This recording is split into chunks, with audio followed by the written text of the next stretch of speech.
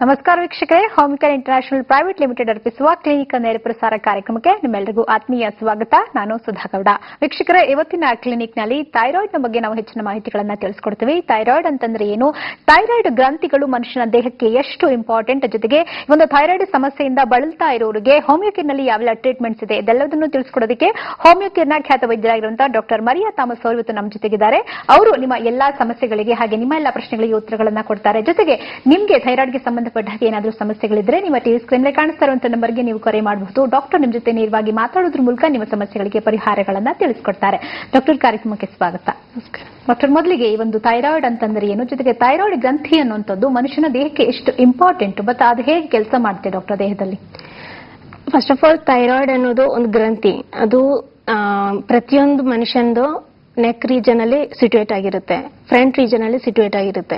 So ಇದರಿಂದ ಮನುಷ್ಯಂದು growth and development and metabolism ಎಲ್ಲದಕ್ಕೂ ಹೆಲ್ಪ್ ಮಾಡುತ್ತೆ. ಸೊ ಅದರಿಂದಾಗಿ ಮನುಷ್ಯನಲ್ಲಾಗಿರೋ ಎಲ್ಲಾ ಹಾರ್ಮೋನ್ಸ್ ಅನ್ನು ಉತ್ಪತ್ತಿ ಮಾಡೋದಾಗ್ಲಿ, ಮೇನ್ಲಿ T3, T4 ಅಂಡ್ ಕ್ಯಾಲ್ಸಿಟೋನಿನ್ ಅನ್ನ ಹಾರ್ಮೋನ್ಸ್ ಅನ್ನು ಉತ್ಪತ್ತಿ ಮಾಡುತ್ತೆ. ಓಕೆ, ಅಂದ್ರೆ ಎಷ್ಟು ಇಂಪಾರ್ಟೆಂಟ್ ಡಾಕ್ಟರ್ ಇದು ಒಂದು ಮನುಷ್ಯನ ದೇಹಕ್ಕೆ ಅಂತ? ಮನುಷ್ಯನ ದೇಹಕ್ಕೆ ಎಷ್ಟು ಇಂಪಾರ್ಟೆಂಟ್ ಅಂದ್ರೆ, ಬಿಕಾಸ್ ನಾನು ಹೇಳಿದೆ ಗ್ರೋತ್ ಅಂಡ್ ಡೆವಲಪ್ಮೆಂಟ್ ಅಂತ. ಬಿಕಾಸ್ ನಮ್ಮ ಬಾಡಿಯಲ್ಲಿರೋ ಎಲ್ಲಾ ಗ್ರೋತ್ ಅನ್ನಾಗ್ಲಿ, ಈಗ ಫಿಮೇಲ್ಸ್ ಅಲ್ಲಿ ಆಗಿದ್ರೆ ಅವ್ರದ್ದು ಫರ್ಟಿಲೈಸೇಷನ್ ಆಗ್ಲಿ, ಎಲ್ಲದಕ್ಕೂ ಈಗ ಪೀರಿಯಡ್ಸ್ ಆಗ್ಬೇಕಾದ್ರೆ ಅದಕ್ಕೆ ಎಲ್ಲದಕ್ಕೂ ಹೆಲ್ಪ್ ಮಾಡೋದು ಈ hormones T3 and T4. Okay, ಅಂದ್ರೆ ಯಾವ ರೀತಿ ಕೆಲಸ ಮಾಡುತ್ತೆ ಇದು ಒಂದು ನಮ್ಮ ದೇಹದಲ್ಲಿ, ಗಂಟಲಲ್ಲಿ ಅದರಲ್ಲೂ ಮುಖ್ಯವಾಗಿ? ಓಕೆ, ನಾನು ಹೇಳಿದ ಪ್ರಕಾರ ಇದು T3 ಅಂಡ್ T4 ಅನ್ನ ಹಾರ್ಮೋನ್ಸ್ ಅನ್ನ ಉತ್ಪತ್ತಿ ಮಾಡುತ್ತೆ. ಸೊ ಅದೇ ಈ T3 ಅಂಡ್ T4 ಇರೋ ಹಾರ್ಮೋನ್ಸ್, ದಟ್ಸ್ ಎ ಹಾರ್ಮೋನ್. ಈ ಹಾರ್ಮೋನ್ಸ್ ಇಂದ ಹೆಲ್ಪ್ ನಿಂದ ಅಷ್ಟೇ ನಮ್ಗೆ ನಮ್ಮ ಬಾಡಿಯಲ್ಲಿರೋ ಎಲ್ಲಾ ಪ್ರಕ್ರಿಯೆಗಳು ಕರೆಕ್ಟ್ ಆಗಿ ಆಗೋಕೆ. ಓಕೆ, ಇನ್ನು ಯಾವ ರೀತಿ ಇರುತ್ತೆ ಡಾಕ್ಟರ್ ಸಿಂಪ್ಟಮ್ಸ್ ಅಂತ ಬಂದಾಗ? ಸೊ ಥೈರಾಯ್ಡ್ ನಮಗೆ ಬರ್ತಾ ಇದೆ ಅಂತ ಅಂದಾಗ ಸೊ ದೇಹದಲ್ಲಿ ಯಾವೆಲ್ಲ ರೀತಿಯ ಬದಲಾವಣೆಗಳಾಗುತ್ತೆ, ಜೊತೆಗೆ ಯಾವ ರೀತಿಯ ಸಿಂಪ್ಟಮ್ಸ್ ಕಾಣಿಸ್ಕೊಳ್ಳುತ್ತೆ? ಸಿಂಪ್ಟಮ್ಸ್ ಅಂದ್ರೆ ಅದರಲ್ಲಿ ಹಲವಾರು ರೀತಿಯ ಸಿಂಪ್ಟಮ್ಸ್ ಇದೆ. ಅದ ಸಿಂಪ್ಟಮ್ಸ್ ಮೇಲೆ ನಾವು ಅದನ್ನ ಸಿಂಪ್ಟಮ್ಸ್ ಆಫ್ ದ ಅದರ ಮೇಲೆ ನಮ್ಗೆ ಕ್ಲಾಸಿಫೈ ಮಾಡಬಹುದು. ನಮ್ಗೆ ಡಿಸೀಸ್ ಅನ್ನ ಹೈಪೋಥೈರಾಯ್ಡಿಸಮ್ ಅಥವಾ ಹೈಪರ್ ಥೈರಾಯ್ಡಿಸಮ್ ಅಂತ ಹೇಳ್ಬೋದು. ಹೈಪೋಥೈರಾಯ್ಡಿಸಮ್ ಅಲ್ಲಿ ಏನಾಗುತ್ತಂದ್ರೆ ಈ T3 ಅಂಡ್ T4 ಅಥವಾ TSH ಅನ್ನೋದು ಕಡಿಮೆ ಪ್ರಮಾಣದಲ್ಲಿ ಉತ್ಪತ್ತಿ ಆಗುತ್ತೆ. ಸೊ ಅದರಿಂದಾಗಿ ನಮ್ಮ ಬಾಡಿಯಲ್ಲಿರುವ ಎಲ್ಲಾ ಫಂಕ್ಷನ್ಸ್ ಆಗ್ಲಿ ಎಲ್ಲ ಸ್ಲೋ ಆಗುತ್ತೆ. ಅಂದ್ರೆ ವೀಕ್ನೆಸ್ ಆಗೋದು, ಫ್ಯಾಟ್ ಮೆಟಬಾಲಿಸಮ್ ಸ್ಲೋ ಆಗುತ್ತೆ. ಅದರಿಂದಾಗಿ ಮನುಷ್ಯರು ಫ್ಯಾಟ್ ಆಗ್ತಾ ಹೋಗುದು, ಆ ರೀತಿ ಎಲ್ಲ ಕಾಣಿಸ್ಕೊಳ್ಳುತ್ತೆ. ಒಂದು ಕಾಲ್ ಇದೆ ನೋಡೋಣ ಡಾಕ್ಟರ್. ಹಲೋ, ನಮಸ್ತೆ. ನಮಸ್ತೆ ಮೇಡಮ್. ತಮ್ಮ ಹೆಸರು? ಕೀರ್ತಿ ಅಂತ. ಕೀರ್ತಿ, ಎಲ್ಲಿಂದ ಕರೆ ಮಾಡ್ತಿದ್ದೀರಾ? ಬೆಂಗಳೂರಿಂದ. ಬ್ಯಾಂಗ್ಳೂರಿಂದ. ಓಕೆ ಮಾ, ಡಾಕ್ಟರ್ ಇದ್ದಾರೆ, ನಿಮ್ ಸಮಸ್ಯೆ ಏನಂತ ಹೇಳಿ. ನಮಸ್ತೆ ಡಾಕ್ಟರ್. ನಮಸ್ತೆ. ನನ್ನ ಹೆಸರು ಕೀರ್ತಿ ಅಂತ, ಬೆಂಗಳೂರಿಂದ ಕಾಲ್ ಮಾಡ್ತಿರೋದು. ಓಕೆ, ನಮ್ಮ ಮಮ್ಮಿಗೆ ಥೈರಾಯ್ಡ್ ಇದೆ. ಅವ್ರಿಗೆ ಚೆಕ್ಅಪ್ ಮಾಡ್ತಿದ್ವಿ, ಮೆಡಿಸಿನ್ಸ್ ಕೊಟ್ಟಿದ್ದಾರೆ, ಎಲ್ಲ ಡೈಲಿ ತಗೋತಾರೆ. ಯಾವ ಮೆಡಿಸಿನ್ ಅಮ್ಮ? ಮಾಮೂಲಿ 100 mg ಇರೋ ತಗೋತಾರೆ. ಓಕೆ, ಅವ್ರಿಗೆ ಇವಾಗ ಫುಲ್ಲು ದಪ್ಪ ಆಗ್ತಿದ್ದಾರೆ. ಮತ್ತೆ ಇಲ್ಲಿಂದ ಕೂಡ ನಡೆದಿರೋದಕ್ಕೂ ಫುಲ್ ಸೆಟ್ ಆಗ್ತಾರೆ, ಸುತ್ತು ಜಾಸ್ತಿ. ಮತ್ತೆ ಅವ್ರಿಗೆ ಈಗ ರೀಸೆಂಟ್ ಆಗಿ ಯೂಟ್ಯೂಬ್ ಆಪರೇಷನ್ ಕೂಡ ಆಗಿದೆ. ಫುಡ್ ಏನಾದ್ರು ವೇರಿಯೇಷನ್, ಫುಡ್ ಏನ್ ತಗೋಬೇಕು ಅಂತ ತಿಳ್ಕೋಬೇಕು. ಹೌದಾ? ಓಕೆ, ಯಾವಾಗ ಚೆಕ್ ಮಾಡಿದ್ರಿ ನೀವು? ಇವಾಗ ಒನ್ ಇಯರ್ ಆಯ್ತು, ಮತ್ತೆ ಚೆಕ್ಅಪ್ ಮಾಡ್ತಿಲ್ಲ. ಅವಾಗ್ಲಿಂದ ಟ್ಯಾಬ್ಲೆಟ್ ತಗೋತಿದ್ದಾರೆ. ಓಕೆ ಓಕೆ, ನೀವೀಗ ಏನೇನ್ ಸಿಂಪ್ಟಮ್ಸ್ ಹೇಳಿದಿರಲ್ಲ ಅದೆಲ್ಲ ಥೈರಾಯ್ಡ್ ಸಿಂಪ್ಟಮ್ಸ್ ಅಮ್ಮ. ಅವ್ರಿಗೆ ಥೈರಾಯ್ಡ್ ಒಂದ್ಸರಿ ಚೆಕ್ ಮಾಡಿ, ಆಮೇಲೆ ಕ್ಲಿನಿಕ್ಗೆ ಒಂದ್ಸರಿ ಬನ್ನಿ, ಡಾಕ್ಟ್ರಿಗೆ ಒಂದ್ಸರಿ ಕನ್ಸಲ್ಟ್ ಮಾಡಿ. ಬಿಕಾಸ್ ಅದು ನೀವು ಏನೇನ್ ಸಿಂಪ್ಟಮ್ಸ್ ಹೇಳ್ತಿದ್ದೀರಲ್ಲ ಇದೆಲ್ಲ ಥೈರಾಯ್ಡ್ ಇಂದ ಇಂಬ್ಯಾಲೆನ್ಸ್ ಇಂದ ಆಗ್ತಿರೋ ಪ್ರಾಬ್ಲಮ್ಸ್ಗಳು. ಸೊ ಅವರಲ್ಲಿ ಡಯಟ್ ಏನೇನ್ ಮಾಡ್ಬೇಕಂದ್ರೆ ಎಲೆಕೋಸು ಅನ್ನೋದು ಸ್ವಲ್ಪ ಕಡಿಮೆ ತಿನ್ಬೇಕು, ಕಾಲಿಫ್ಲವರ್, ಕ್ಯಾಬೇಜ್ ಅಂತದೆಲ್ಲ ಸ್ವಲ್ಪ ಫ್ಯಾಟ್ ಕಡಿಮೆ ಇರೋ ಫುಡ್ ಅನ್ನ ಬಳಸ್ಕೋಬೇಕಾಗತ್ತೆ ನೀವು. ಓಕೆ, ಧನ್ಯವಾದಗಳು ಕರೆ ಮಾಡಿದಕ್ಕಾಗಿ. ಏನೋ ಡಾಕ್ಟರ್, ಈ ಸಿಂಪ್ಟಮ್ಸ್ ಬಗ್ಗೆ ನೀವು ಹೇಳ್ತಾ ಇದ್ದೀರಿ, ಬಟ್ ಥೈರಾಯ್ಡ್ ಅನ್ನುವಂಥದ್ದು ಯಾರಲ್ಲಿ ಹೆಚ್ಚಾಗಿ ಕಾಣಿಸ್ಕೊಳ್ಳುತ್ತೆ? ಜಾಸ್ತಿಯಾಗಿ ಹೆಣ್ಮಕ್ಳಲ್ಲಿ ಜಾಸ್ತಿಯಾಗಿ ಕಾಣಿಸ್ಕೊಳ್ಳುತ್ತೆ. ಯಾಕಂದ್ರೆ ಹಾರ್ಮೋನ್ಸ್ ಚೇಂಜಸ್ ಎಲ್ಲ ಜಾಸ್ತಿ ಆಗ್ತಿರೋದು ಹೆಣ್ಮಕ್ಳಲ್ಲೇ. ಈಗ ಮೇಲ್ಸಿಗೂ ಬರೋ ಚಾನ್ಸಸ್ ಇರುತ್ತೆ, ಬಟ್ ಕಂಪೇರ್ ಮಾಡಿದ್ರೆ ಸ್ವಲ್ಪ ಕಡಿಮೆ ಇರೋದು ಮೇಲ್ಸ್ಗೆ. ಸಿಂಪ್ಟಮ್ಸ್ ಅದು ಸೇಮ್ ಬರುತ್ತೆ, ಜಾಸ್ತಿ ಚೇಂಜಸ್ ಏನಾಗಲ್ಲ. ಬಟ್ ಪೀರಿಯಡ್ಸ್ ಅಲ್ಲಿ ಮಾತ್ರ ಬಾಯ್ಸ್ಗೆ ಅದು ಇಲ್ಲದ ಕಾರಣ ಅಂತದೇನು ಪ್ರಾಬ್ಲಮ್ ಆಗಲ್ಲ. ಓಕೆ, ಅಂದ್ರೆ ಯಾವ ಏಜ್ ನಲ್ಲಿ ಕಾಣಿಸ್ಕೋಬಹುದು ಡಾಕ್ಟರ್ ಥೈರಾಯ್ಡ್ ಪ್ರಾಬ್ಲಮ್? ಮೊದಲೆಲ್ಲ 60 years ಮೊದಲೇ ನಂತರ ಕಾಣಿಸ್ಕೊಳ್ಳೋದಂತ ಹೇಳ್ಬೋದಿತ್ತು. ಬಟ್ ಇವಾಗ ಆ ರೀತಿ ಇಲ್ಲ, ಯಾವ ಏಜ್ ಅಲ್ಲೂ ಕಾಣಿಸ್ಕೊಳ್ಬಹುದು.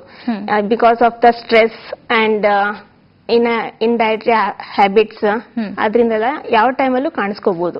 ಓಕೆ, ಅಂದ್ರೆ ಇದರಿಂದ ಕಾಂಪ್ಲಿಕೇಶನ್ಸ್ ಯಾವ ರೀತಿ ಆಗುತ್ತೆ? ಥೈರಾಯ್ಡ್ ನಮಗೆ ಕಾಯಿಲೆ ಬಂದಿದೆ ಅಂತಾಗ ಸೊ ಅದರಿಂದ ಕಾಂಪ್ಲಿಕೇಶನ್ಸ್ ಏನಾದ್ರೂ ಆಗೋ ಚಾನ್ಸಸ್ ಇರುತ್ತಾ? ಖಂಡಿತ ಆಗುತ್ತೆ. ಬಿಕಾಸ್ ನಾ ಹೇಳಿದ್ದೇನೆ ಫ್ಯಾಟ್ ಮೆಟಬಾಲಿಸಮ್ ಸರಿಯಾಗಿ ಆಗೋದಿಲ್ಲ ಅಂತ. ಸೊ ಅದರಿಂದಾಗಿ ಏನಾಗುತ್ತೆ ಅಂದ್ರೆ ಫ್ಯಾಟ್ ಮೆಟಬಾಲಿಸಮ್ ಸರಿಯಾಗಿ ಆಗೋದಿರೋ ಕಾರಣ ಅವರಲ್ಲಿ ಕೊಲೆಸ್ಟ್ರಾಲ್ ಕರೆಕ್ಟ್ ಆಗಿ ಮೆಟಬಾಲಿಸಮ್ ಆಗಲ್ಲ.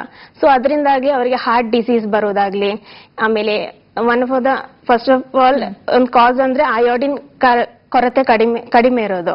ಸೊ ಅದರಿಂದಾಗಿ ಏನಾಗುತ್ತೆ ಅಂದ್ರೆ ಗಳಗಂಟ ರೋಗ ಬರೋದು, ಆ ರೀತಿ ಎಲ್ಲ ಚಾನ್ಸಸ್ ಇರುತ್ತೆ.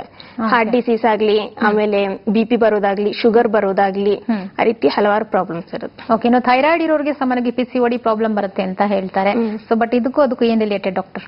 PCOD ಅಂದ್ರೆ ಇದು ನಾ ಹೇಳಿದ್ದೆ ಬಿಕಾಸ್ T3 ಅಂಡ್ T4 ಇಂದಲೇ ಪೀರಿಯಡ್ಸ್ ಬರೋದಂತ. ಪೀರಿಯಡ್ಸ್ ಕೆಲವೊಬ್ಬರಿಗೆ ಲೇಟ್ ಆಗಿ ಬರುತ್ತೆ, ಕೆಲವೊಬ್ಬರಿಗೆ ಪದೇ ಪದೇ ಬರ್ತಾ ಇರುತ್ತೆ, ಕೆಲವೊಬ್ಬರಿಗೆ ಬಂದ್ರೂ ಸ್ವಲ್ಪ ಪ್ರಮಾಣದಲ್ಲಿ ಬರುತ್ತೆ. ಇದೆಲ್ಲ PCOD ಸಿಂಪ್ಟಮ್ಸ್ ಅಲ್ಲಿ ಬರುತ್ತದೆ. ಸೊ ಅದರಿಂದಾಗಿ PCOD ಬಂತಂದ್ರೆ, ಥೈರಾಯ್ಡ್ ಬಂದ್ರೆ ಅದ್ರ ಹಿಂದೆ PCOD ಬರೋ ಚಾನ್ಸಸ್ ಇರುತ್ತೆ. PCOD ಬಂದಂತೆ ಇನ್ಫರ್ಟಿಲಿಟಿ ಆಗೋ ಚಾನ್ಸಸ್ ಜಾಸ್ತಿ ಇರುತ್ತೆ ಬಿಕಾಸ್ ಪೀರಿಯಡ್ಸ್ ಸರಿಯಾಗಿ ಆಗ್ತಾ ಇರಲ್ಲ. ಸೊ ಅದಕ್ಕೆ. ಓಕೆ ಡಾಕ್ಟರ್, ಮತ್ತೊಂದು ಕಾಲ್ ಇದೆ ನೋಡೋಣ. ಹಲೋ, ನಮಸ್ತೆ ಮೇಡಮ್. ನಮಸ್ತೆ, ನಾನು ಶಿವಶಂಕರ್ ಅಂತ ಹೇಳ್ಬಿಟ್ಟು. ಶಿವಶಂಕರ್, ಎಲ್ಲಿಂದ ಕರೆ ಮಾಡ್ತಿದ್ದೀರಾ? ಚಿಕ್ಕಬಳ್ಳಾಪುರ ಮೇಡಮ್. ಚಿಕ್ಕಬಳ್ಳಾಪುರದಿಂದ. ಓಕೆ ಡಾಕ್ಟರ್ ಇದ್ದಾರೆ, ನಿಮ್ ಪ್ರಶ್ನೆ ಏನು ಅಂತ ಕೇಳಿ. ಮೇಡಮ್, ನಮ್ಮ ವೈಫ್ ಅವ್ರಿಗೆ. ಹಲೋ. ಹಲೋ ಮೇಡಮ್, ನಮ್ಮ ವೈಫ್ ಅವ್ರಿಗೆ ಇದು ಪ್ರೆಗ್ನೆನ್ಸಿ ಟೈಮ್ ಅಲ್ಲಿ ಥೈರಾಯ್ಡ್ ಇದೆ ಅಂತ ಹೇಳ್ತಿದ್ರು. ಅದಕ್ಕೆ ನೆಸೆಸರಿ ಟ್ಯಾಬ್ಲೆಟ್ ಎಲ್ಲ ತಗೊಂಡಿದ್ರು. ಮತ್ತೆ ಡೆಲಿವರಿ ಆಯ್ತು ಇವಾಗ 3 ತಿಂಗಳು. ಮತ್ತೆ ಕಂಟಿನ್ಯೂ ಮಾಡ್ಬೇಕಾ ಹೇಗೆ ಮೇಡಮ್? ಅದೇನು ಸಮಸ್ಯೆ, ಏನು ಪ್ರಾಬ್ಲಮ್ ಇರುತ್ತೆ ಡಿಸ್ಕಂಟಿನ್ಯೂ ಮಾಡಿದ್ರೆ? ಥೈರಾಯ್ಡ್ ಆಮೇಲೆ ಮತ್ತೆ ಚೆಕ್ ಮಾಡಿಸ್ಕೊಂಡಿದ್ರಾ ನೀವು? ಆಮೇಲೆ ಚೆಕ್ಅಪ್ ಅಂತ ಹೇಳಿದ್ರೆ ನಾರ್ಮಲಿ ಅಲ್ಲಿ ನಾವು ಇಲ್ಲಿ ಕೆಲಸಕ್ಕೆ ಬೆಂಗಳೂರಲ್ಲಿ ಇದೀವಿ, ಅವ್ರು ಹಳ್ಳಿಯಲ್ಲಿ ಇದಾರೆ. ಏನು ಹೋಗಿಲ್ಲ, ಏನು ಸಮಸ್ಯೆ ಇಲ್ಲ ಅಂತ ಹೇಳ್ತಿದ್ದಾರೆ. ಅದು ಯಾವ ರೀತಿ ಮಾಡ್ಬೇಕು ಮೇಡಮ್? ಅದು ಕೆಲವೊಬ್ಬರಿಗೆ ಪ್ರೆಗ್ನೆನ್ಸಿ ನಂತರ ಥೈರಾಯ್ಡ್ ಕಂಟಿನ್ಯೂ ಆಗೋ ಚಾನ್ಸಸ್ ಇರುತ್ತೆ. ಕೆಲವೊಬ್ಬರಿಗೆ ಪ್ರೆಗ್ನೆನ್ಸಿ ನಂತರ ಅಲ್ಲೇ ನಿಂತೋಗೋ ನಾರ್ಮಲ್ ಆಗೋ ಚಾನ್ಸಸ್ ಇರುತ್ತೆ. ಸೊ ಒಂದ್ಸರಿ ನೀವು ಥೈರಾಯ್ಡ್ ಚೆಕ್ ಮಾಡಿಸಿ, ಅದ್ರ ತಕ್ಕಂತೆ ಡಾಕ್ಟರ್ಗೆ ಒಂದ್ಸರಿ ಕನ್ಸಲ್ಟ್ ಮಾಡಿ ಅದ್ರ ತಕ್ಕಂತೆ ನೀವು ಡಿಸಿಷನ್ ತಗೋಬಹುದು.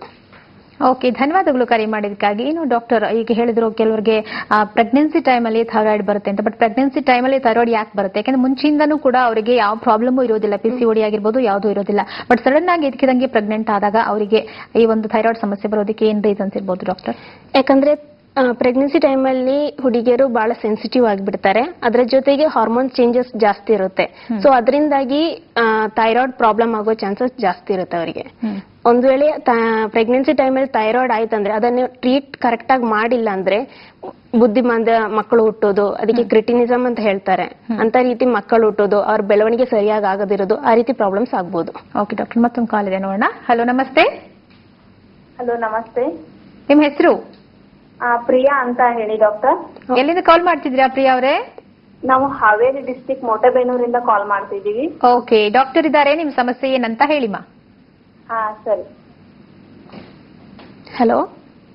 ಹಲೋ, ಹೇಳಿ ಅಮ್ಮ. ಏನೂ ಇಲ್ಲ, ನಮ್ ಚಿಕ್ಕಮ್ಮ ಒಬ್ರಿಗೆ ಕನ್ಸೀವ್ ಇದ್ದಾರೆ. ಅವ್ರದ್ದು 10 years ಮ್ಯಾರಿಡ್ ಲೈಫ್. ಓಕೆ. ಇವಾಗ ಮೊನ್ನೆ ಹೋಗಿ ಟೆಸ್ಟ್ ಮಾಡ್ತಿದ್ವಿ, ಅವಾಗ ಗೊತ್ತಾಯ್ತು ಅವ್ರಿಗೆ ಥೈರಾಯ್ಡ್ ಇದೆ ಅಂತ ಹೇಳ್ಬಿಟ್ಟು. ಓಕೆ. ಈಗ ಅವರು 1.5 month ಕನ್ಸೀವ್ ಇದ್ದಾರೆ. ಬಟ್ ಥೈರಾಯ್ಡ್ 4.45 ಬಂದಿದೆ. TSH ಹಾರ್ಮೋನ್ ನಾವು ಚೆಕ್ ಮಾಡಿಸಿದಾಗ 4.45 ಬಂದಿದೆ. ಅದಕ್ಕೆ ಅವರು ಡಾಕ್ಟರ್ ಟ್ರೀಟ್ಮೆಂಟ್ ಹಾಕಿದ್ದಾರೆ. ಓಕೆ. ಅದಕ್ಕೆ ಥೈರೋನಾರಮ್ ಟ್ಯಾಬ್ಲೆಟ್ ಕೊಟ್ಟಿದ್ದಾರೆ ಈಗ. ಓಕೆ. ಇವಾಗ ಮತ್ತೆ ಏನು ಹೋಮಿಯೋ ಕೇರ್ ಅಲ್ಲಿ ಏನ್ ನಾವು ಕೇರ್ ಮಾಡ್ಬೋದು? ಬೇರೆ ಫರ್ದರ್ ಟ್ರೀಟ್ಮೆಂಟ್ ಏನಾದ್ರು ತಗೋಬೇಕಾ? ಏನು ನಿಮ್ ಸಲಹೆ ಬೇಕಿತ್ತು ನಮ್ಗೆ. ಓಕೆ ಅಮ್ಮ, ಅವ್ರದೀಗ ಥೈರಾಯ್ಡ್ ನೀವು ಹೇಳಿದ ಪ್ರಕಾರ ಅಷ್ಟು ಜಾಸ್ತಿ ಇಲ್ಲ. ಬಟ್ ಪ್ರೆಗ್ನೆನ್ಸಿ ಟೈಮಲ್ಲಿ ನಾನು ಹೇಳಿದ ತರ ಪ್ರೆಗ್ನೆನ್ಸಿ ಟೈಮಲ್ಲಿ ಅವ್ರ ಥೈರಾಯ್ಡ್ ಅನ್ನು ಸರಿಯಾಗಿ ಟ್ರೀಟ್ ಮಾಡದಿದ್ರೆ ಅವರಿಗೆ ಮುಂದೆ ಕಾಂಪ್ಲಿಕೇಶನ್ ಆಗೋ ಚಾನ್ಸಸ್ ಇರುತ್ತೆ. ಸೊ ಹೋಮಿಯೋಪತಿಯಲ್ಲಿ ನಾವು ನಿಮ್ ಅಲೋಪತಿ ಬೇರೆ ಸಿಸ್ಟಮ್ ಅಲ್ಲಿ ಕೊಡೋ ಮೆಡಿಸಿನ್ ಜೊತೆಗೆ ನಮ್ಮ ಮೆಡಿಸಿನ್ ಅನ್ನು ಕೊಟ್ಟು ಟೇಪರ್ ಮಾಡೋಕ್ ನೋಡ್ತೀವಿ ನಿಮ್ಗೆ.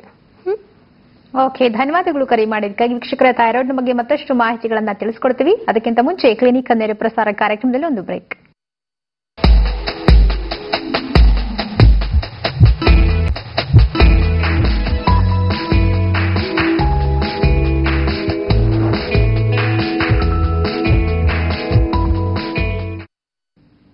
ಬ್ರೇಕ್ ನಂತರ ಹೋಮಿಯೋಕೇರ್ ಇಂಟರ್ನ್ಯಾಷನಲ್ ಪ್ರೈವೇಟ್ ಲಿಮಿಟೆಡ್ ಅರ್ಪಿಸುವ ಕ್ಲಿನಿಕ್ ನೇರ ಪ್ರಸಾರ ಕಾರ್ಯಕ್ರಮಕ್ಕೆ ಮತ್ತೆ ಸ್ವಾಗತ. ವೀಕ್ಷಕರೇ, ನಾವು ಥೈರಾಯ್ಡ್ ಬಗ್ಗೆ ಮಾತಾಡ್ತಾ ಇದ್ವಿ. ಸಾಮಾನ್ಯವಾಗಿ ಲೇಡೀಸ್ ಗಳಲ್ಲಿ ಜಾಸ್ತಿ, ಒಂದು ಮಹಿಳೆಯರಲ್ಲಿ ಜಾಸ್ತಿ ಥೈರಾಯ್ಡ್ ಪ್ರಾಬ್ಲಮ್ಸ್ ಕಾಣಿಸ್ಕೊಳ್ಳುತ್ತೆ. ಆದ್ರೆ ಯಾಕೆ ಹೆಚ್ಚಾಗಿ ಥೈರಾಯ್ಡ್ ಪ್ರಾಬ್ಲಮ್ಸ್ ಮಹಿಳೆಯರಲ್ಲಿ ಕಾಣಿಸ್ಕೊಳ್ಳುತ್ತೆ, ಅದ್ರ ಜೊತೆಗೆ ಕಾಂಪ್ಲಿಕೇಶನ್ಸ್ ಏನೆಲ್ಲ ಆಗುತ್ತೆ ಅನ್ನೋದನ್ನ ಡಾಕ್ಟರ್ ಹೇಳ್ತಾ ಇದ್ರು.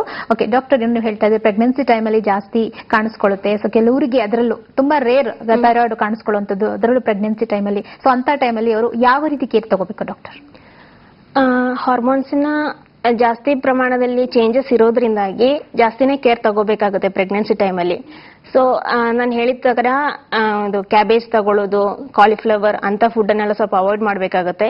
ಮತ್ತೆ ಅದ್ರ ಜೊತೆಗೆ ಥೈರಾಯ್ಡ್ ಟೈಮಲ್ಲಿ ಹೈಪೋಥೈರಾಯ್ಡ್ ಅಂತದ್ದು ಏನಾದರೂ ಇತ್ತಂದ್ರೆ ವೇಟ್ ಗೇನ್ ಆಗೋ ಚಾನ್ಸಸ್ ಜಾಸ್ತಿ ಇರುತ್ತೆ. ಸೊ ಅದರಿಂದಾಗಿ ಆಯಿಲಿ ಫುಡ್, ಫ್ಯಾಟಿ ಫುಡ್ ಅಂತದೆಲ್ಲ ಸ್ವಲ್ಪ ಕಡಿಮೆ ಮಾಡಬೇಕಾಗುತ್ತೆ. ಅದ್ರ ಜೊತೆಗೆ ಥೈರಾಯ್ಡ್ ಇರೋರಿಗೆ ಕ್ಯಾಲ್ಸಿಯಂ ಡೆಫಿಷಿಯನ್ಸಿಂದಾಗಿ ಕೀಲು ನೋವು ಅಂತ ಪ್ರಾಬ್ಲಮ್, ನೀ ಜಾಯಿಂಟ್ ಪೇನ್ ಅಂತದೆಲ್ಲ ಬರೋ ಚಾನ್ಸಸ್ ಇರುತ್ತೆ. ಸೊ ಅದಕ್ಕೆ ನಾವು ಕ್ಯಾಲ್ಸಿಯಂ ರಿಚ್ ಫುಡ್ ಅನ್ನ ತಗೋಬೇಕಾಗುತ್ತೆ. ಒಂದ್ ವೇಳೆ ಅದು ಹೈಪರ್ ಥೈರಾಯ್ಡಿಸಮ್ ಇತ್ತಂದ್ರೆ ಅವ್ರು ವೇಟ್ ಲಾಸ್ ಆಗ್ತಾ ಹೋಗುತ್ತಾರೆ. ಸೊ ಅದಕ್ಕೆ ತಕ್ಕಂತೆ ಡಯಟ್ ಅಲ್ಲೂ ಸ್ವಲ್ಪ ಕಂಟ್ರೋಲ್ ಮಾಡಿದ್ರೆ ಸ್ವಲ್ಪ ರಿಸ್ಕ್ ಅನ್ನ ನಾವು ಅವಾಯ್ಡ್ ಮಾಡಬಹುದು. ಓಕೆ ಡಾಕ್ಟರ್, ಮತ್ತೊಂದು ಕಾಲ್ ಇದೆ. ಹಲೋ, ನಮಸ್ತೆ. ಹಲೋ, ನಮಸ್ಕಾರ ಮೇಡಮ್. ತಮ್ಮ ಹೆಸರು? ದಿವ್ಯಾ ಅಂತ. ದಿವ್ಯಾ ಅವರೇ, ಎಲ್ಲಿಂದ ಕರೆ ಮಾಡ್ತಿದ್ದೀರಾ? ದೊಡ್ಡಬಳ್ಳಾಪುರದಿಂದ. ಓಕೆ, ಡಾಕ್ಟರ್ ಇದ್ದಾರೆ, ನಿಮ್ ಸಮಸ್ಯೆ ಏನು ಅಂತ ಹೇಳಿಮಾ. Hello madam. ಹಲೋ. ನನ್ಗೆ ಥೈರಾಯ್ಡ್ ಇತ್ತು ಫಸ್ಟ್ ಇಂದ, ಮದ್ವೆ ಆದ್ಮೇಲಿಂದ. ಓಕೆ. ಇವಾಗ ಪ್ರೆಗ್ನೆಂಟ್ ಆಗಿದ್ದೀನಿ, 3 ತಿಂಗಳಲ್ಲಿದೆ. ಓಕೆ. ಇವಾಗ ಸ್ವಲ್ಪ ಬ್ಲೀಡಿಂಗ್ ಕಾಣಿಸ್ಕೊಳ್ತಾ ಇದೆ, ಇದರಿಂದ ಏನಾದ್ರೂ ಪ್ರಾಬ್ಲಮ್? ಓಕೆ. ಬ್ಲೀಡಿಂಗ್ ಜೊತೆಗೆ ಬೇರೆ ಏನೇನು ಕಾಣಿಸ್ಕೊಳ್ತಿದೆ ಅಮ್ಮ ನಿಮ್ಗೆ?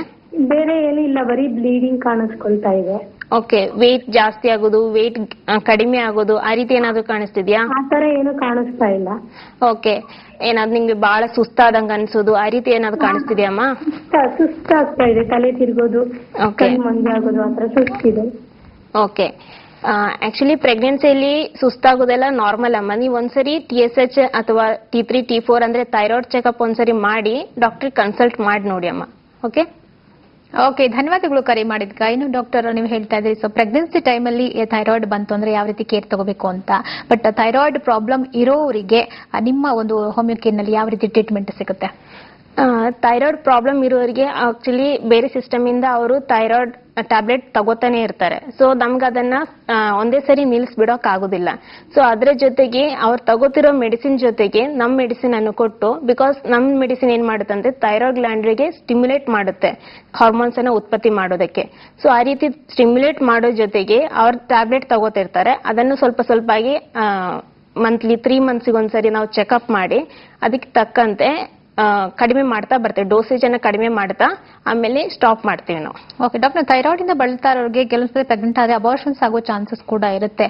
ಬಟ್ ಇದಕ್ಕೆ ಯಾವ ರೀತಿ ಟ್ರೀಟ್ಮೆಂಟ್ ಸಿಗುತ್ತೆ? ಯಾಕಂದ್ರೆ ಥೈರಾಯ್ಡ್ ಆಗೋದು ಆದ್ರೂ ಕೆಲವರಿಗೆ ಥೈರಾಯ್ಡ್ ಇರೋದ್ರಿಂದ ಕೆಲವರಿಗೆ ಮಕ್ಕಳಾಗೋ ಚಾನ್ಸಸ್ ತುಂಬಾ ರೇರ್ ಅಂತ ಹೇಳ್ತಾರೆ. ಬಟ್ ಹೋಮಿಯೋಪತಿಯಲ್ಲಿ ಟ್ರೀಟ್ಮೆಂಟ್ ತಗೊಳ್ಳೋದ್ರಿಂದ ಮಕ್ಕಳಾಗೋ ಚಾನ್ಸಸ್ ಇರುತ್ತಾ? ಖಂಡಿತ ಇರುತ್ತೆ. ಯಾಕಂದ್ರೆ ಅವರು ಹಾರ್ಮೋನ್ ಚೇಂಜಸ್ ಇರೋದ್ರಿಂದಾಗಿ ಪೀರಿಯಡ್ಸ್ ಕರೆಕ್ಟ್ ಆಗಿ ಆಗ್ತಾ ಇರಲ್ಲ. 3 ಮಂತ್ಸ್ಗೆ ಒಂದ್ಸರಿ ಆಗೋದು ಅಥವಾ ತಿಂಗಳ ಆದ್ರೂನು ತುಂಬಾ ದಿನದವರೆಗೆ ಬ್ಲೀಡಿಂಗ್ ಇರೋದು, ಆ ರೀತಿ ಎಲ್ಲ ಪ್ರಾಬ್ಲಮ್ಸ್ ಇರುತ್ತೆ. ಫಸ್ಟ್ ಅವ್ರದ್ದು ಅದು ಪ್ರಾಬ್ಲಮ್ಸ್ ಅನ್ನ ಕ್ಯೂರ್ ಮಾಡಿ ಅದ್ರ ಜೊತೆಗೆ ಥೈರಾಯ್ಡ್ ಅನ್ನ ಕ್ಯೂರ್ ಮಾಡಿದ್ರೆ ಖಂಡಿತ ಅವ್ರಿಗೆ ಇನ್ಫರ್ಟಿಲಿಟಿಯಿಂದ ಸ್ವಲ್ಪ ಸೇವ್ ಆಗೋ ಚಾನ್ಸಸ್ ಇರುತ್ತೆ. ಓಕೆ. ಇನ್ನು ಅಂದ್ರೆ ಬಂಜೇತನ ಕೂಡ ಎಷ್ಟೋ ಜನರಲ್ಲಿ ಇರುತ್ತೆ. ಥೈರಾಯ್ಡ್ ಪ್ರಾಬ್ಲಮ್ ಇರೋದ್ರಿಂದ ಅವ್ರು ತುಂಬಾ ವರ್ಷದಿಂದ ಮಕ್ಕಳಿಲ್ಲ ಅಂತ ಪಾಪ ತುಂಬಾ ಸಫರ್ ಮಾಡ್ತಿರ್ತಾರೆ. ಬಟ್ ಎಷ್ಟು ವರ್ಷದ ನಂತರ ಅವರು ಟ್ರೀಟ್ಮೆಂಟ್ ತಗೋಬೇಕು? ಯಾಕಂತಂದ್ರೆ ನೀವು ಹೇಳ್ತಾ ಇದ್ರಿ ಈಗ ಸಕ್ಸಸ್ ಆಗುತ್ತೆ ಟ್ರೀಟ್ಮೆಂಟ್ ತಗೊಂಡ್ರೆ ಮಗು ಆಗೋ ಚಾನ್ಸಸ್ ಇರುತ್ತೆ ಅಂತ. ಬಟ್ ಈ ಮುಂಚೆ ಕನ್ಸೀವ್ ಆಗೇ ಇಲ್ಲ ಅಂತ ಅಂದಾಗ ಅಂತ ಟೈಮಲ್ಲಿ ಹೇಗೆ ಟ್ರೀಟ್ಮೆಂಟ್ ಕೊಡ್ತೀರಾ ನೀವು ಡಾಕ್ಟರ್? ನಿಜವಾಗ್ಲೂ ಕೊಡ್ತೇವೆ. ಯಾಕಂದ್ರೆ ನಾವು ಫಸ್ಟ್ ಹೇಳಿದ್ರೆ ನಮ್ದು ಕಾನ್ಸ್ಟಿಟ್ಯೂಷನ್ ಮೆಡಿಸಿನ್ ಅಂತ ಕೊಡ್ತೇವೆ. ಕಾನ್ಸ್ಟಿಟ್ಯೂಷನ್ ಅಂದ್ರೆ ಒಂದು ಪೇಷಂಟ್ ಜೊತೆ ಕುತ್ಕೊಂಡು ಅವರದ್ದು ಟಾಪ್ ಟು ಬಾಟಮ್ ಅಂದ್ರೆ ಚೈಲ್ಡ್ಹುಡ್ ಇಂದ ಹೆಂಗೆ ಇದ್ರು ಎಲ್ಲ ತಗೋತೇವೆ. ಅದು ಹಿಸ್ಟ್ರಿ ಎಲ್ಲ ತಗೊಂಡು ಅದಕ್ಕೆ ತಕ್ಕಂತೆ ಟ್ರೀಟ್ಮೆಂಟ್ ಕೊಟ್ರೆ ಖಂಡಿತ ಅವರಿಗೆ ಕ್ಯೂರ್ ಆಗೋ ಚಾನ್ಸಸ್ ಇರುತ್ತೆ. ಓಕೆ ಡಾಕ್ಟರ್, ಮತ್ತೊಂದು ಕಾಲ್ ಇದೆ. ಹಲೋ, ನಮಸ್ತೆ. ಹಲೋ ಹಲೋ ಹಲೋ, ನಮಸ್ತೆ ಮಾ. ನಮಸ್ತೆ ಮೇಡಮ್. ಸ್ವಲ್ಪ ಜೋರಾಗಿ ಮಾತಾಡಿ. ಕೇಳಿಸ್ತಾ? ಹಾ, ನಿಮ್ಮ ಹೆಸರು ಹೇಳಿ. ನಮ್ಮ ಹೆಸರು ಪವಿತ್ರ ಅಂತ. ಪವಿತ್ರ, ಎಲ್ಲಿಂದ ಕರೆ ಮಾಡ್ತಿದ್ದೀರಾ? ಫಸ್ಟ್ ಥೈರಾಯ್ಡ್ ಇತ್ತಾ? ಹಲೋ ಹಲೋ, ಹೇಳಿ ಮಾ. ಪವಿತ್ರ ಅವರೇ, ಟಿವಿ ನೋಡ್ಕೊಂಡು ಮಾತಾಡ್ಬೇಡಿ. ನಾವು ಹಾವೇರಿ ಅಂತ. ಓಕೆ, ಡಾಕ್ಟರ್ ಇದ್ದಾರೆ, ನಿಮ್ ಸಮಸ್ಯೆ ಏನು ಅಂತ ಹೇಳಿ. Hello hello. First thyroid operation ಆಗಿದೆ ಮೇಡಮ್. ಓಕೆ. ಆಗಿದೆ, ಮತ್ತು ಹೊಳ್ಳಿ ಮಾಡ್ಬೇಕಂತ ಹೇಳ್ತಾ ಇದ್ದಾರೆ ಅವರು. ಓಕೆ. ಥೈರಾಯ್ಡ್ ಚೆಕ್ ಮಾಡಿಸಿದ್ರಮ್ಮ ನೀವು? ಹಾ ಮಾಡಿಸಿದೆ, ಆಪರೇಷನ್ ಮಾಡಿಸಿದ್ರಿ. ಆಮೇಲೆ ಥೈರಾಯ್ಡ್ ಚೆಕಪ್ ಮಾಡಿಸಿದ್ರ ನೀವು? ಅದು ರಿಪೋರ್ಟ್ ಬಂತಾ? Hello hello doctor. ಹಾ ಹೇಳಿ. ರಿಪೋರ್ಟ್ ಬಂದ್ಮೇಲೆ ಮತ್ತೊಮ್ಮೆ ಮಾಡಿಸ್ಬೇಕಂತ ಹೇಳ್ತಾ ಇದ್ದಾರೆ ಅವರು. ಸ್ವಲ್ಪ ಜೋರಾಗಿ ಮಾತಾಡಿ ಅಮ್ಮ. ರಿಪೋರ್ಟ್ ಬಂದ್ಮೇಲೆ ಇನ್ನೊಮ್ಮೆ ಮಾಡ್ಸು ಅಂತ ಹೇಳ್ತಾ ಇದ್ದಾರೆ ಅವರು. ಇನ್ನೇನು? ಇನ್ನೊಮ್ಮೆ ಮಾಡ್ಸು ಅಂತ ಹೇಳ್ತಾ ಇದ್ದಾರೆ. ರಿಪೋರ್ಟ್ ಬಂದ್ಮೇಲೆ ಮತ್ತೊಂದು ಸತಿ ಟೆಸ್ಟ್ ಮಾಡಿಸು ಅಂತ ಹೇಳ್ತಿದ್ದಾರೆ ಅಂತ. ಓಕೆ, ಹೌದಾ? ನಿಮ್ಗೆ ಏನೇನ್ ತೊಂದ್ರೆ ಆಗ್ತಿದ್ಯಮ್ಮ ಇವಾಗ? ತೊಂದ್ರೆ ಏನಿಲ್ಲ, ಅವರು ಇನ್ನೇನ್ ಮಾಡ್ಸು ಅಂತ ಹೇಳ್ತಾ ಇದ್ದಾರೆ. ಓಕೆ, ಮಾಡಿಸಿದ್ರ ಜೊತೆಗೆ ನಿಮ್ಗೆ ಏನಾದ್ರೂ ಟಯರ್ಡ್ನೆಸ್ ಆಗೋದು ಅಥವಾ ನಿಮ್ಗೆ ಏನೋ ಕಾನ್ಸಂಟ್ರೇಟ್ ಮಾಡಕ್ ಆಗದಿರೋದು ಅಥವಾ ಮೆಮರಿ ಲಾಸ್ ಆಗೋದು ಆ ರೀತಿ ಏನಾದ್ರು ತೊಂದ್ರೆ ಇದೆಯಮ್ಮ ನಿಮ್ಗೆ? ವೇಟ್ ಜಾಸ್ತಿ ಆಗೋದು, ವೇಟ್ ಕಡಿಮೆ ಆಗೋದು ಆ ರೀತಿ ಏನಾದ್ರು ಆಗ್ತಾ ಇದೆ ಮೇಡಮ್. ಆಗ್ತಾ ಇದೆಯಾ? ಹಾಗಾದ್ರೆ ಒಂದ್ಸರಿ ನೀವು ಥೈರಾಯ್ಡ್ ಚೆಕಪ್ ಮಾಡಿಸಿ ಅಮ್ಮ, ಅದ್ರಲ್ಲಿ ಯಾವ ರೀತಿ ಬರುತ್ತೆ ಅಂತ ನೋಡೋಣ. ಓಕೆ, ಧನ್ಯವಾದಗಳು ಕರೆ ಮಾಡಿದ್ದಕ್ಕಾಗಿ ಪವಿತ್ರಾರೆ. ವೀಕ್ಷಕರೇ, ಕ್ಲಿನಿಕ್ ನೇರ ಪ್ರಸಾರ ಕಾರ್ಯಕ್ರಮದಲ್ಲಿ ಮತ್ತೊಂದು ಬ್ರೇಕ್.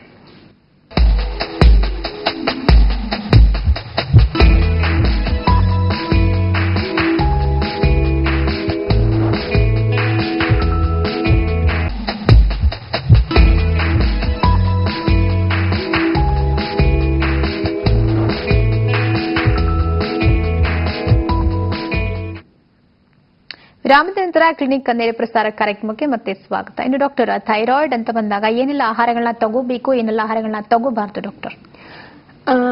ನಮ್ ಫಸ್ಟ್ ಆಫ್ ಆಲ್ ಹೇಳಿದ ತರ ಕ್ಯಾಲ್ಸಿಯಂ ಡೆಫಿಷಿಯನ್ಸಿ ಎಲ್ಲ ಜಾಸ್ತಿ ಆಗ್ತಾ ಇರುತ್ತೆ. ಸೊ ಅದಕ್ಕೆ ಹಾಲು ತಗೊಳ್ಳೋದು, ಎಗ್ಗಿದ್ ವೈಟ್ ತಗೊಳ್ಳೋದು ಆ ರೀತಿ ಎಲ್ಲ ತಗೋಬೇಕಾಗುತ್ತೆ. ಬಿಕಾಸ್ ಅವರಿಗೆ ಡೆಫಿಷಿಯನ್ಸೀಸ್ ಜಾಸ್ತಿ ಇರುತ್ತೆ, ಹೈಪೋಥೈರಾಯ್ಡಿಸಮ್ ಅಥವಾ ಹೈಪರ್ ಥೈರಾಯ್ಡಿಸಮ್ ಆದ್ರೇನು. ಯಾಕಂದ್ರೆ ಹೈಪರ್ ಥೈರಾಯ್ಡಿಸಮ್ ಅಲ್ಲಿ ಏನಾಗುತ್ತೆ ಅಂದ್ರೆ ಅವ್ರು ಎಷ್ಟು ತಿಂತಾ ಇದ್ರೂನು ಹಸು ಆಗ್ತಾ ಇರುತ್ತೆ, ಬಟ್ ತಿಂತಾ ಇದ್ರೂನು ಅದ್ರ ಜೊತೆಗೆ ವೆಯ್ಟ್ ಲಾಸ್ ಆಗ್ತಾ ಇರುತ್ತೆ. ಸೊ ಅದರಿಂದಾಗಿ ಮೈಕೈ ನೋವು ಬರೋದು, ಜಾಯಿಂಟ್ ಪೇನ್ಸ್ ಬರೋದು ಆ ರೀತಿ ಎಲ್ಲ ಪ್ರಾಬ್ಲಮ್ಸ್ ಇರುತ್ತೆ. ಸೊ ಅದಕ್ಕೆ ಸ್ವಲ್ಪ ನ್ಯೂಟ್ರಿಷಿಯಸ್ ರಿಚ್ ಫುಡ್ ಅನ್ನು ತಗೊಂಡ್ರೆ ಅವ್ರಿಗೆ ಸ್ವಲ್ಪ ಹೆಲ್ಪ್ ಆಗುತ್ತೆ. ಇನ್ನು ಏನ್ ಫುಡ್ ತಗೋಬಾರ್ದು ಅಂದ್ರೆ ಕ್ಯಾಬೇಜ್, ಕಾಲಿಫ್ಲವರ್, ಆಮೇಲೆ ಸ್ವಲ್ಪ ಫ್ಯಾಟಿ ಫುಡ್, ಜಂಕ್ ಫುಡ್ಸ್ ಆ ರೀತಿ ಎಲ್ಲ ಸ್ವಲ್ಪ ಅವಾಯ್ಡ್ ಮಾಡಿದ್ರೆ ಸ್ವಲ್ಪ ನಾವು ರಿಸ್ಕ್ ಅನ್ನ ತಡೆಗಟ್ಟಬಹುದು. ಓಕೆ, ಇನ್ನು ಡಾಕ್ಟರ್, ಕೆಲವರು ಥೈರಾಯ್ಡ್ ಇದೆ ಅಂತ ಆಪರೇಷನ್ ಕೂಡ ಮಾಡಿಸ್ಕೊಂಡಿರ್ತಾರೆ, ಬಟ್ ಆಪರೇಷನ್ ಆದ್ಮೇಲೂ ಕೆಲವರಿಗೆ ಇದು ಥೈರಾಯ್ಡ್ ಸಮಸ್ಯೆ ಮತ್ತೆ ಕಾಡ್ತಾ ಇರುತ್ತೆ. ಬಟ್ ಹೋಮಿಯೋಪೇಥಿ ನಲ್ಲಿ ಇದನ್ನ ಯಾವ ರೀತಿ ಕ್ಯೂರ್ ಮಾಡ್ತೀರಾ, ಯಾವ ರೀತಿ ಡಯಾಗ್ನೋಸ್ ಮಾಡ್ತೀರಾ ಡಾಕ್ಟರ್? ಓಕೆ, ಡಯಾಗ್ನೋಸ್ ನಾವು ಅವರದು ಸಿಂಪ್ಟಮ್ಸ್ ಏನಿದೆ ಅದರ ಮೇಲೆ ನಾವು ಡಯಾಗ್ನೋಸ್ ಮಾಡ್ತೀವಿ. ಅದ್ರ ಜೊತೆಗೆ ನಾವು ಆಪರೇಷನ್ ಏನು ಮಾಡದೆ ಅವರ ನಾರ್ಮಲ್ ಥೈರಾಯ್ಡ್ ಏನಿದೆ, ಥೈರಾಯ್ಡ್ ಗ್ಲ್ಯಾಂಡ್ ಏನಿದೆ ಅದಕ್ಕೆ ನಾವು ಸ್ಟಿಮ್ಯುಲೇಟ್ ಮಾಡಿ, ನಾವು ಮೆಡಿಸಿನ್ ಕೊಟ್ಟು ಅದಕ್ಕೆ ಸ್ಟಿಮ್ಯುಲೇಟ್ ಮಾಡಿ ಅವರಾಗಿ ಓನ್ ಹಾರ್ಮೋನ್ಸ್ ಅನ್ನ ಉತ್ಪತ್ತಿ ಮಾಡೋ ತರ ಮಾಡ್ತೇವೆ. ಸೊ ಅದರಿಂದಾಗಿ ಅವರಿಗೆ ಅದರಿಂದ ಆಗೋ ಕಾಂಪ್ಲಿಕೇಶನ್ಸ್ ಎಲ್ಲವನ್ನ ತಡೆಗಟ್ಟಬಹುದು ನಮಗೆ. ಓಕೆ ಡಾಕ್ಟರ್, ನಿಮ್ಮ ಒಂದು ಕ್ಲಿನಿಕ್ಗೆ ಬರುವಾಗ ಪೇಷಂಟ್ಗಳು ಸಾಮಾನ್ಯವಾಗಿ ಥೈರಾಯ್ಡ್ಗೆ ಸಂಬಂಧಪಟ್ಟಾಗ ಏನೆಲ್ಲ ಕಂಪ್ಲೇಂಟ್ಸ್ ತಗೊಂಡ್ ಬರ್ತಾರೆ? ನೀವು ಎಷ್ಟು ಕೇಸಸ್ಗಳನ್ನ ನೋಡಿದ್ದೀರಾ ಡಾಕ್ಟರ್? ಕೇಸಸ್ ಅಲ್ಲಿ ಏನೇನ್ ತಗೊಂಡ್ಬರ್ತಾರ ಅಂದ್ರೆ ವೆಯ್ಟ್ ಲಾಸ್ ಅಂತ ಬರ್ತಾರೆ ಕೆಲವರು ಜಾಸ್ತಿ ತಿಂತಾ ಇರಲ್ಲ ಬಟ್ ವೇಟ್ ಗೇನ್ ಆಗ್ತಾ ಇರ್ತಾರೆ. ಅದ್ರ ಜೊತೆಗೆ ಯೋಗ ಆಗ್ಲಿ ಎಕ್ಸರ್ಸೈಸ್ ಆಗ್ಲಿ ಎಲ್ಲ ಮಾಡ್ತಾ ಇರ್ತಾರೆ, ಆದ್ರೂ ವೇಟ್ ಕಡಿಮೆ ಆಗ್ತಾ ಇರಲ್ಲ, ಅವ್ರದ್ದು ಜಾಸ್ತಿನೇ ಆಗ್ತಾ ಇರುತ್ತೆ. ಮತ್ತು ಬಹಳ ಸುಸ್ತು ಅಂತ ಬರ್ತಾ ಇರ್ತಾರೆ, ಮತ್ತ ಏನು ಕೆಲಸ ಮಾಡಕ್ ಅವ್ರಿಗೆ ಆಸಕ್ತಿ ಇಲ್ಲದಿರೋದು, ಆಮೇಲೆ ತುಂಬಾ ಚಳಿ ಆದಂಗ ಆಗೋದು ಕೆಲವೊಬ್ಬರಿಗೆ, ಅಥವಾ ತುಂಬಾ ಸೆಕೆ ಆದಂಗ ಆಗೋದು, ಆ ರೀತಿ ಎಲ್ಲ ತೊಂದರೆ ಅಂತ ಬರ್ತಾರೆ. ಸೊ ಸಿಂಪ್ಟಮ್ಸ್ ಅನ್ನ ನೋಡ್ಕೊಂಡು ನಾವು ಯಾವ್ದು ಹೈಪೋಥೈರಾಯ್ಡಿಸಮ್ ಇದೆಯಾ ಇಲ್ಲ ಹೈಪರ್ ಥೈರಾಯ್ಡಿಸಮ್ ಇದೆಯಾ ಅಂತ ನಾವು ಹೇಳ್ಕೋಬಹುದು. ಅಂದ್ರೆ ಹೈಪರ್ ಥೈರಾಯ್ಡಿಸಮ್ ಜೊತೆಗೆ ಹೈಪರ್ ಥೈರಾಯ್ಡಿಸಮ್ಗೆ ಸಿಂಪ್ಟಮ್ಸ್ ಡಿಫ್ರೆಂಟ್ ಆಗಿರುತ್ತೆ, ಟ್ರೀಟ್ಮೆಂಟ್ ಕೂಡ ಡಿಫ್ರೆಂಟ್ ಆಗಿರುತ್ತಾ? ಟ್ರೀಟ್ಮೆಂಟ್ ಅದು ನಾನು ಹೇಳಿದಂಗೆ ಕಾನ್ಸ್ಟಿಟ್ಯೂಷನ್ ಮೆಡಿಸಿನ್ ಅಂತ ನಾವು ಕೊಡ್ತೇವೆ. ಅದು ಡಿಸೀಸಿಗೋಸ್ಕರ ನಾವು ಕೊಡಲ್ಲ, ನಾವು I mean for a person ನಾವು ಕೊಡ್ತೇವೆ. ಸೊ ಈಗ ಒಂದು ಮೊದಲೇ ಹೇಳಿದ ತರ ಅವ್ರ ಪರ್ಸನ್ ಅನ್ನ ಕುತ್ಕೊಳ್ಳಿಸಿ ಅವರದೆಲ್ಲ ಟಾಪ್ ಟು ಬಾಟಮ್ ಎಲ್ಲ ತಗೊಂಡು ಅವ್ರ ಹಿಸ್ಟ್ರಿ ಎಲ್ಲ ತಗೊಂಡು ಅದಕ್ಕೆ ತಕ್ಕಂತೆ ನಾವು ಮೆಡಿಸಿನ್ ಅನ್ನ ಕೊಟ್ಟಾಗ ಅದಕ್ಕೆ ಕ್ಯೂರ್ ಆಗುತ್ತೆ. ಬಿಕಾಸ್ ಈಗ ಸೇಮ್ ಪರ್ಸನ್ಗೆ ಥೈರಾಯ್ಡ್ ಇದೆ ಅಂದ್ರೆ ಮೆಡಿಸಿನ್ ಅನ್ನ ನಾವು ಸೇಮ್ ಕೊಡೋದಿಲ್ಲ. ಅವರಿಗೆ ಒಬ್ಬೊಬ್ಬರಿಗೂ ಸೇಮ್ ಮೆಡಿಸಿನ್, ಅವ್ರ ಕಾನ್ಸ್ಟಿಟ್ಯೂಷನ್ ಮೆಡಿಸಿನೇ ಇರುತ್ತೆ. ಈಗ ಒಬ್ಬೊಬ್ಬರ ಕ್ಯಾರೆಕ್ಟರ್ಗೆ ತಕ್ಕಂತೆ ಬೇರೆ ಬೇರೆ ಮೆಡಿಸಿನ್ ಇರುತ್ತೆ, ಅದನ್ನ ನಾವು ಕಂಡು ಹಿಡಿದು ಅದಕ್ಕೆ ತಕ್ಕಂತೆ ಟ್ರೀಟ್ ಮಾಡಿದ್ರೆ ಖಂಡಿತ ಕ್ಯೂರ್ ಆಗೋ ಚಾನ್ಸಸ್. ಸಿಂಪ್ಟಮ್ಯಾಟಿಕ್ ಟ್ರೀಟ್ಮೆಂಟ್ ಯಾವ ಸಿಂಪ್ಟಮ್ಸ್ ಇದೆ ಅದನ್ನ ನೋಡ್ಕೊಂಡು ಅದಕ್ಕೆ ತಕ್ಕಂತೆ ಸಿಂಪ್ಟಮ್ ಮಾತ್ರ ಅಲ್ಲ, ಅವ್ರ ಕ್ಯಾರೆಕ್ಟರ್ ಏನು, ಅವರಿಗೆ ಮೂಡ್ ಅಲ್ಲೇ ಯಾವ ರೀತಿ ಇರುತ್ತೆ ಅದನ್ನೆಲ್ಲ ನೋಡ್ಕೊಂಡು ನಾವು ಟ್ರೀಟ್ ಮಾಡಿದ್ರೆ ಖಂಡಿತ ಕ್ಯೂರ್ ಆಗುತ್ತೆ. ಓಕೆ, ಇನ್ನು ಡಾಕ್ಟರ್ ಲೇಡೀಸ್ ವಿಷಯ ಆಯ್ತು, ಇನ್ನು ಜೆಂಟ್ಸ್ ವಿಷಯಕ್ಕೆ ಬಂತು ಅಂತಂದ್ರೆ ಯಾವ ರೀತಿ ಅವರಿಗೆ ಕಾಂಪ್ಲಿಕೇಶನ್ಸ್ ಆಗ್ಬೋದು ಡಾಕ್ಟರ್? ಜೆಂಟ್ಸ್ ವಿಷಯದಲ್ಲೂ ಸೇಮ್ ಕಾಂಪ್ಲಿಕೇಶನ್ ಆಗೋದು, ಇನ್ಫರ್ಟಿಲಿಟಿನೂ ಆಗೋ ಚಾನ್ಸಸ್ ಇರುತ್ತೆ ಅವರಿಗೆ. ಬಟ್ ಅವರಿಗೆ ಇದು ಸೇಮ್ ಸಿಂಪ್ಟಮ್ಸ್ ಆದ್ರೂ ಸೇಮ್ ಇರುತ್ತೆ. ಡಾಕ್ಟರ್ ಅದ್ರ ಬಗ್ಗೆ ಮತ್ತೆ ಮಾತಾಡೋಣ. ಮತ್ತೊಂದು ಕಾಲ್ ಇದೆ. ಹಲೋ, ನಮಸ್ತೆ. ಹಲೋ, ನಮಸ್ತೆ ಮಾ. ನಮಸ್ತೆ. ನಮ್ಮ ಹೆಸರು? ಮೇರಿ ಅಂತ. ಮೇರಿ ಅವರು ಎಲ್ಲಿಂದ ಕರೆ ಮಾಡ್ತಿದ್ದೀರಾ? ಹಾಸನಿಂದ. ಹಾಸನಿಂದ. ಓಕೆ, ಡಾಕ್ಟರ್ ಇದ್ದಾರೆ, ನಿಮ್ ಸಮಸ್ಯೆ ಏನಂತ ಹೇಳಿ. ಸರಿ ಸರಿ. ಹಲೋ ಹಲೋ, ಹೇಳಿ ಅಮ್ಮ. ನಮಸ್ತೆ ಡಾಕ್ಟ್ರೆ. ನನ್ಗೆ ಮಾರ್ಚ್ ತಿಂಗಳಲ್ಲಿ ನಂಗೆ ಸ್ವಲ್ಪ ಗಂಟ್ಲು ನೋವು ತರ, ಜ್ವರ ತರ ಆಯ್ತು. ಓಕೆ. ಅದಕ್ಕೆ ನಾನು ಡಾಕ್ಟರ್ ಹತ್ರ ಚೆಕಪ್ ಮಾಡಿಸಿದಾಗ ಸ್ವಲ್ಪ ಥೈರಾಯ್ಡ್ ಪ್ರಾಬ್ಲಮ್ ಇದೆ ಅಂತ ಹೇಳಿದ್ರು. ಓಕೆ. ಜಸ್ಟ್ ಸ್ಟಾರ್ಟ್ ಆಗಿದೆ ಅಂತ ಹೇಳಿದ್ರು. ಅದು 5.50ಗಿಂತ 6.80 ಇದೆ ಅಂತ ಹೇಳಿದ್ರು. ಓಕೆ. ಅದಕ್ಕೆ ಮತ್ತೆ ಟ್ರೀಟ್ಮೆಂಟ್ ಬರ್ಕೊಟ್ರು. 12.5 ಇರೋದು ಒಂದು ಟ್ಯಾಬ್ಲೆಟ್ ಕೊಟ್ರು, ಥೈರಾಯ್ಡ್ ನಮ್ಮಂತ ಟ್ಯಾಬ್ಲೆಟ್ ಕೊಟ್ರು. ಮತ್ತೆ ಒಂದು 8 ದಿನ ಆಗೋದೆ ನಾನು ಇನ್ನೊಂದು ಡಾಕ್ಟರ್ ಹತ್ರ ಹೋಗಿ ಚೆಕಪ್ ಮಾಡಿಸ್ದೆ. ಆಗ ಅವ್ರು ಹೇಳಿದ್ರು ಗಂಟ್ಲದ್ದು ಸ್ಕ್ಯಾನ್ ಮಾಡಿಸಿದ್ರು, ಮತ್ತೆ ಬ್ಲಡ್ ಚೆಕಪ್ ಮಾಡಿದ್ರು, ಏನು ತೊಂದರೆ ಇಲ್ಲ, ಬೇಡ ಅಂದ್ರು. ಈಗ ಏನ್ ಮಾಡ್ಬೇಕು ಅಂತ ಗೊತ್ತಾಗ್ತಾ ಇಲ್ಲ ನನಗೆ. ಇನ್ನು ನಿಮ್ಗೆ ಗಂಟ್ಲು ಉರಿಯೋದು, ನುಂಗೋಕಾಗದಿರೋದು, ಆ ರೀತಿ ಏನೋ ತೊಂದರೆ ಇದೆಯಮ್ಮ ನಿಮಗೆ? ನುಂಗಕ್ಕಾಗದೇ ಇರೋದು ಏನು ಸಮಸ್ಯೆ ಇಲ್ಲ, ಉರಿ ಏನು ಇಲ್ಲ. ಉರಿ ಆಗ್ತಿದ್ಯಮ್ಮ? ಇಲ್ಲ ಇಲ್ಲ. ಮತ್ತೇನ್ ತೊಂದರೆ ಆಗ್ತಿದೆ? ಅಲ್ಲ, ನಂಗೆ ತೊಂದ್ರೆ ಏನು ಅದ, ನನಗೆ ಅವಾಗ ಜ್ವರ ಬಂತು ಅಂತ ನಾನು ಹೋಗಿದ್ದು, ಗಂಟ್ಲು ನೋವು ಜ್ವರ ಅಂತ ಹೋಗಿದ್ದೆ. ಓಕೆ. ಮಾರ್ಚ್ 1ನೇ ತಾರೀಕು, ಜಸ್ಟ್ ಈಗ ಈ ಲಾಸ್ಟ್ ಮಂತ್ ಅಲ್ಲಿ ಮಾರ್ಚ್ 1ನೇ ತಾರೀಕು ನನ್ನ ಟೆಸ್ಟ್ಗೆ ಹೋದಾಗ ಥೈರಾಯ್ಡ್ ಶುರುವಾಗಿದೆ, ತಗೊಳ್ಳಿ ಅಂತ ಕೊಟ್ರು. ಮತ್ತೆ ಅದೇ ತಿಂಗಳಲ್ಲಿ 6ನೇ ತಾರೀಕು ಹೋದಾಗ, ಒಂದು ವಾರ ಡಿಫ್ರೆನ್ಸ್ ಅಲ್ಲಿ ಹೋದಾಗ ಏನು ತೊಂದರೆ ಇಲ್ಲ, ಸ್ಕ್ಯಾನ್ ಮಾಡಿದ್ರು ಗಂಟ್ಲಲ್ಲಿ, ಮತ್ತೆ ಬ್ಲಡ್ ಚೆಕಪ್ ಮಾಡಿದ್ರು, ಪುನಃ ಏನು ತೊಂದರೆ ಇಲ್ಲ, ಬೇಡ ಅಂದ್ರು. ಓಕೆ. ಅದಕ್ಕೆ ಈಗ ಇಬ್ರು ಡಾಕ್ಟ್ರು ಒಂದೊಂದ್ ತರ ಹೇಳ್ತಾರಲ್ಲ, ಏನ್ ಮಾಡೋದು ಅಂತ.